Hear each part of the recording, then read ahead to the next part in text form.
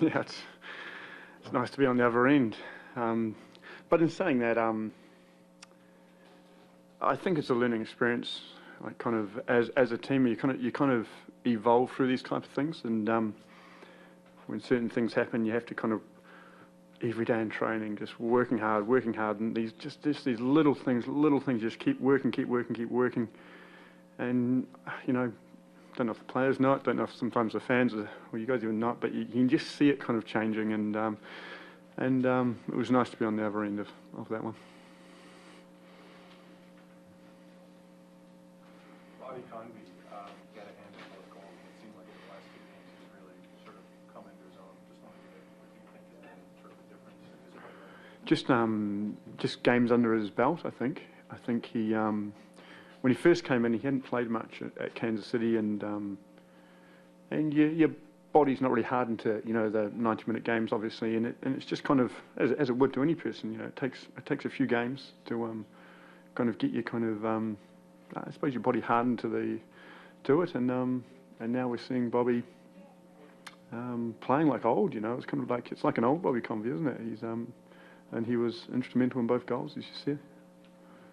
Switching Braun for Wiedemann, for Braun at halftime, was that injury related? Was it after? No, it was. I think it was just one of those days. Sometimes we just had to change it. Obviously, the first half. The first half, it just wasn't clicking, and that can happen. Things. Our passing was, it wasn't fluid. It was very static. It just wasn't right. It didn't feel right. Didn't look right, and we need to make a change. And sometimes that happens, and unfortunately, Jeremy and Justin kind of had to be sacrificed in that. But to be fair, it could have been 5 or 6 of them, to tell the truth, at half time. But to the players' credit. They really stood up because obviously it was a difficult first half. Not that Columbus were doing anything really to hurt us. It was more that we were doing it ourselves to ourselves. Really, we were punishing ourselves, and it was just mistakes from our own. And then sometimes you can either withdraw into the shell or come out and try and do something about it. And I thought the second half they really, the endeavour and effort was. I'm so proud of the guys.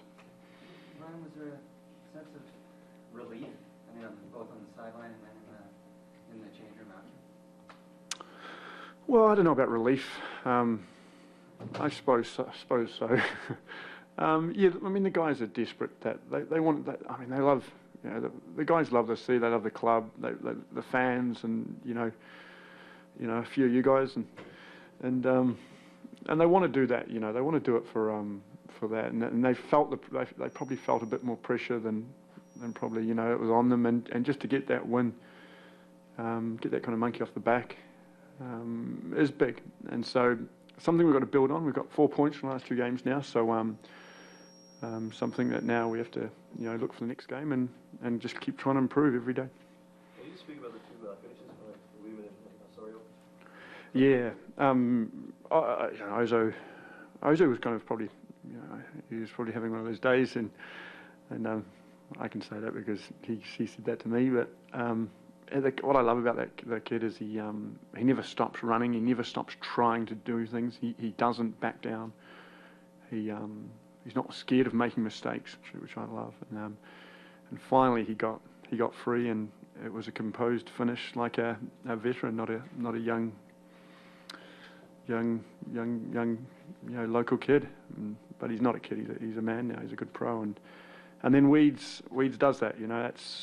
That's Weeds' major strength is his finishing. And to be fair, a lot of players would have tried to blast that, or would have tried to put laced it or something. But it was a very composed finishing, and it felt like it was forever before it kind of rolled into the net. Did you get sort of any explanation from Joe as to what happened on the goal? Did he see it late? Why did it go in? I'm not sure. I mean, sometimes that happens. It's the balls move around these days, and I think maybe got caught off a bit. Maduro's got a lovely quick shot from out of his feet, and I think it caught everybody by surprise. But in saying that, I'd talk about the other 2 saves that he bailed the defenders out with some amazing saves. That keeps you in the game to then possibly go on and win it. And even Danelle Henry, his first half, up to his standards, wasn't the best. But he didn't go into a shell, and he kept it simple. He kept it organised. He kept just trying to do the simple things. And if you can just keep kind of persevering in the game, not don't get scared. Don't try and complicate things, and don't hide. Then you keep the team in the game, and like as those two did, and we go on to win the game. When you see out of Ray, wasn't on for that long. He's had to play for a while, but he's off and the game changed. What do you see out of him? I think you saw it, didn't you? The guy's not, hasn't got his match fitness yet, and he just kind of jumped off a plane. But you saw his ability to hold the ball and to drive defenders back, he's only going to get better as the weeks ahead. We're not going to put any pressure on him to be, anything special early on. We're just going to mould him in, and once he gets his legs under him, he'll be a really good player. It's a nice hat, by the way. Okay, thanks, guys. Thank you.